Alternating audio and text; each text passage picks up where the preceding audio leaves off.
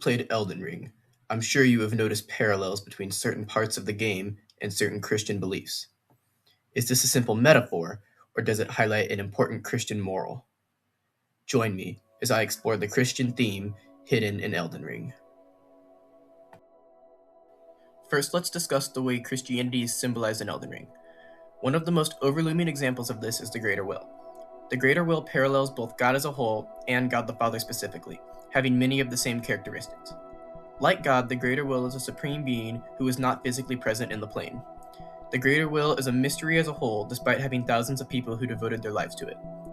Also, similar to how God sends angels to interact with his world, the Greater Will sends prophets, demigods, and Elden beasts to act out its doing.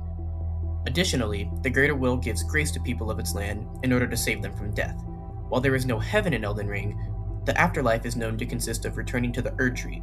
The Greater Will gives grace to the Tarnished, saving them from death, so one of them may mend the Elden Ring. The next important parallel is that of Queen Marika to Jesus. Like how God the Father sent Jesus to Earth to save humanity and to rule, the Greater Will sent Marika. Additionally, Marika is said to be a god similar to how Jesus is God.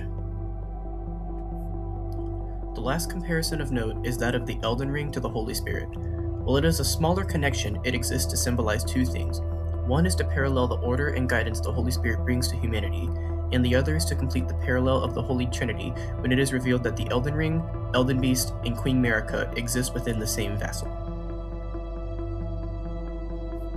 Now that we have gone over the parallels between Elden Ring and Christianity, let's go over some of the key differences that I believe highlight the Christian moral of the game.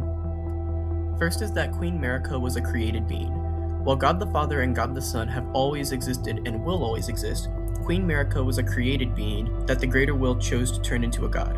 This concept in Christianity is known as Arianism, the heresy that Jesus was created by God.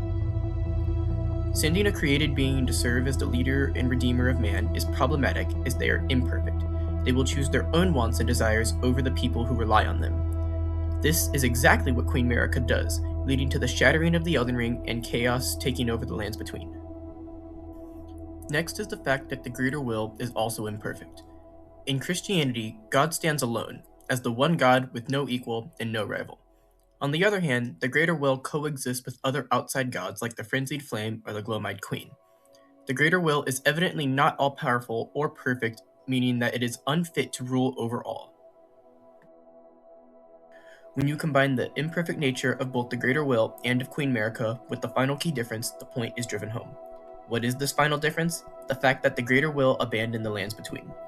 While God's people disobeyed and resisted him in every way, time after time, he never gave up on them. The Greater Will is different from God in that it failed at its job. When it sent Marika to rule, she failed. It then sent Radagon to try and fix her mess, who also fails. It then gives grace to a handful of random Tarnished in what is essentially a bunch of shots in the dark. Even worse, one of these Tarnished is the loathsome Dung Eater, whose literal goal is to cause everyone to suffer and not be able to reach the Erdtree, showing the true incompetence of the Greater Will. So what is the Christian moral that lies under all of this symbolism?